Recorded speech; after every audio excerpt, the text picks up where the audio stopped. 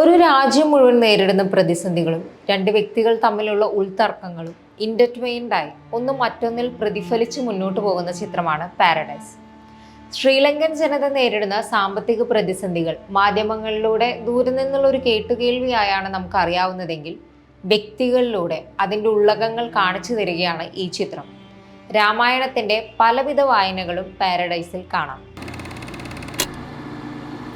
ഒന്നുകിൽ നന്മ അല്ലെങ്കിൽ തിന്മ, ഇത് രണ്ടും മാത്രമുള്ള മനുഷ്യരെന്ന സങ്കല്പം മാസ് മസാല സിനിമകളിൽ വരെ ഇന്ന് നമുക്ക് കാണാൻ കഴിയില്ല. അതുകൊണ്ട് തന്നെ ഇത്തരം ഫോർമുലകൾക്കപ്പുറത്തുള്ള ചിത്രങ്ങൾ സങ്കീർണരായ മനുഷ്യരെ കൂടുതൽ സത്യസന്ധമായും ലളിതമായും പകർത്താനുള്ള ശ്രമങ്ങളാണ് നടത്തുന്നതെന്ന് തോന്നാറുണ്ട്. ലോകോത്തര മേളകളിൽ പേരെടുക്കുന്ന ചിത്രങ്ങളിൽ പലപ്പോഴും ഈ ഒരു ആസ്പെക്റ്റ് കടന്നു വരുന്നതായും കാണാറുണ്ട്. പാരഡൈസും അങ്ങനെയുള്ള ഒരു ചിത്രമാണ്. വളരെ കുറഞ്ഞ കഥാപാത്രങ്ങളും സീനുകളും ഉള്ള ചിത്രം ഓരോരുത്തരെയും ശ്രദ്ധാപൂർവം സമീപിച്ചിട്ടുണ്ട്. ഓരോ ക്യാരക്ടേഴ്സിൻ്റെയും വേരുകളും ജീവിച്ചു തീർത്ത വഴികളും തുടങ്ങി എല്ലാം പറഞ്ഞും പറയാതെയും പാരഡൈസിൽ കാണാൻ കഴിയും. തോക്കെടുക്കുന്നവനോ വെടിയേൽക്കുന്നവനോ കുറ്റവാളികളോ നല്ലവരോ മാത്രമായി ഇവിടെ ഒതുങ്ങുന്നില്ല. പാരഡൈസിൽ ഇഷ്ടപ്പെട്ട മറ്റൊരു കാര്യം സിനിമയുടെ ഓരോ ഫ്രെയിമിലുമുള്ള മിനിമൽ ട്രീറ്റ്മെൻ്റ് ആണ്. അതേസമയം സിനിമാറ്റിക് എക്സ്പീരിയൻസിന് ഭംഗം വരുത്തുന്ന രീതിയിൽ ഒരു മിസ്സിങ്ങും തോന്നില്ല. ഒന്നും ഏറി നിൽക്കാത്ത വളരെ പാകപ്പെടുത്തിയുള്ള സീൻ മേക്കിംഗ് എന്ന് പറയാം. ശ്രീലങ്കയുടെ സാമ്പത്തിക പ്രതിസന്ധി, ഡീസലും കറന്റും പാചകവാതകവും അടക്കമുള്ള അവശ്യ സാധനങ്ങൾ ഇല്ലാത്ത അവസ്ഥ, തമിഴ് വംശജർ നേരിടുന്ന വംശവെറിയും അടിച്ചമർത്തലുകളും, തമിഴരുടെ അതിനെതിരെയുള്ള പ്രതിഷേധവും പോരാട്ടങ്ങളും, പോലീസ് അതിക്രമങ്ങൾ എന്ന് തുടങ്ങി മനുഷ്യരുടെ വ്യക്തിപരമായ ആഗ്രഹങ്ങളും നിരാശയും സ്വാർത്ഥതയും വരെ ഈ ചിത്രത്തിൽ കാണാം. ചുറ്റും നടക്കുന്ന കാര്യങ്ങളിൽ എന്തെല്ലാം നമ്മളെ ബാധിക്കില്ല എന്നത് ഈ വിഷയത്തിന്റെ ഗ്രാവിറ്റി മാത്രമല്ല, നമ്മൾ എന്ന വ്യക്തിയെ കൂടിയാണ് കാണിച്ചു തരുന്നത് എന്നും സിനിമയിലുണ്ട്. സംവിധായകനും തിരക്കഥാകൃത്തുമായിട്ടുള്ള പ്രസന്ന വിദനാഗയുടെ മറ്റു ചിത്രങ്ങൾ കണ്ടിട്ടില്ല.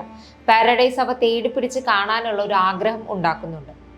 രാജീവ് രവിയുടെ ഫ്രെയിമുകൾ ആ ടൂറിസ്റ്റ് വണ്ടിക്ക് അകത്തുള്ള മനുഷ്യരെയും ആ വണ്ടിക്കുള്ളിലൂടെ പുറത്ത് നടക്കുന്ന ശ്രീലങ്കയിലെ ജനങ്ങളുടെ സമരത്തെയും കാണിക്കുന്നുണ്ട്.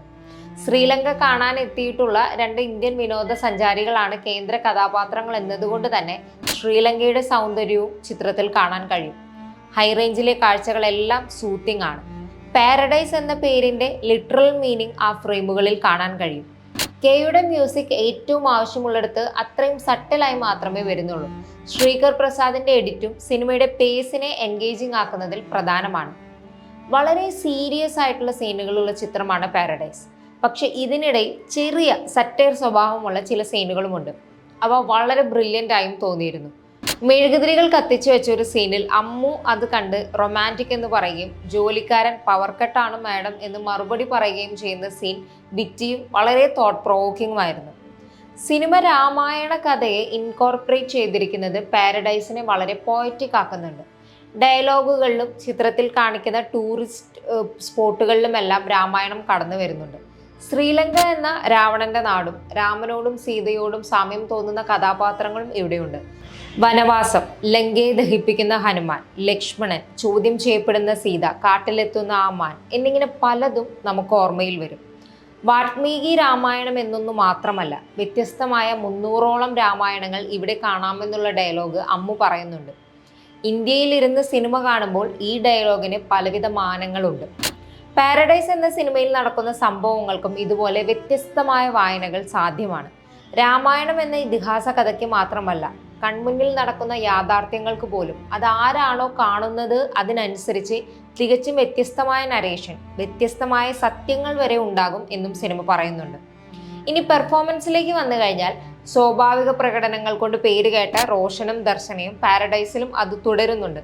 റോഷന്റെ കരിയറിലെ വളരെ വ്യത്യസ്തമായ വേഷം എന്ന് കേശവനെ പറയാനാകില്ല, പക്ഷെ പെർഫോമൻസ് സുന്ദരമാണ്. ദർശനയുടെ അമൃത എന്ന അമ്മു ഏറെ മികച്ചു നിൽക്കുന്നുണ്ട്. ഒരുപാട് കാര്യങ്ങൾ സപ്രസ് ചെയ്ത് വെച്ചിരിക്കുന്ന അപൂർവ ഇടങ്ങളിൽ മാത്രം അവ പ്രകടമാക്കുന്ന അമ്മു ദർശനയുടെ കൈകളിൽ ഭദ്രമായിരുന്നു. കേശവിന്റെ ലെയറുകൾ സിനിമ പല തവണ തുറന്നു തന്നെ കാണിച്ചു തരുന്നുണ്ടെങ്കിലും അമ്മുവിൻ്റേത് നമ്മൾ ആഴത്തിൽ നോക്കി മനസ്സിലാക്കേണ്ടതാണ്. ഇവർക്കൊപ്പം മനോഹരമായ പ്രകടനങ്ങൾ നടത്തിക്കൊണ്ട് ശ്രീലങ്കൻ അഭിനേതാക്കളുമുണ്ട്. റോഷനേക്കാളും ദർശനേക്കാളും പുതുമ ഇവരുടെ പ്രകടനങ്ങൾ മലയാളികളായ നമുക്ക് നൽകും. ശ്രീലങ്കൻ ഓഡിയൻസിന് ഇത് നേരെ തിരിച്ചായിരിക്കാം. പാരഡൈസിലെ ആൻഡ്രൂവും പോലീസുകാരനും ഇക്ബാലും ശ്രീയും എല്ലാം മികച്ചു നിൽക്കുന്നുണ്ട്. വളരെ കുറഞ്ഞ കാര്യങ്ങൾ മാത്രം സംസാരിക്കുന്ന ഇവരാണ് സിനിമയിലെ ശ്രീലങ്കൻ സാഹചര്യത്തെ കാണിച്ചു തരുന്നത്. ഈ കഥാപാത്രങ്ങൾ ഓരോരുത്തരും ശ്രീലങ്കയുടെ ഓരോ വിധമായ വിഭാഗങ്ങളെയും പ്രതിസന്ധികളെയും പ്രതിനിധീകരിക്കുന്നവരാണ്. എന്നാൽ ആ ഒരു പ്ലേസ്മെന്റ് ഫോഴ്സ്ഡ് ആകാതിരിക്കാൻ സംവിധായകൻ ശ്രദ്ധിച്ചിട്ടുണ്ട്. പാരഡൈസിലെ കഥാപാത്രങ്ങളെയും സീനുകളെയും കുറിച്ച് ഇനിയും ഏറെ പറയാൻ കഴിയും. പാരഡൈസ് എന്ന ടൈറ്റിലിൽ തുടങ്ങി ഓരോ സീനും ഒളിപ്പിച്ചു വെച്ചിട്ടുള്ള പലവിധമായ ലെയറുകളുണ്ട്. അവയെക്കുറിച്ചെല്ലാം വരും ദിവസങ്ങളിൽ ഒരുപാട് എഴുത്തുകളും ചർച്ചകളും വന്നേക്കാം. സിനിമ കണ്ടവർ ചിത്രത്തെക്കുറിച്ചുള്ള അഭിപ്രായങ്ങൾ, അത് ഇഷ്ടപ്പെട്ടതും ഇഷ്ടപ്പെടാത്തതും എല്ലാം കമന്റുകളിൽ പറയണം.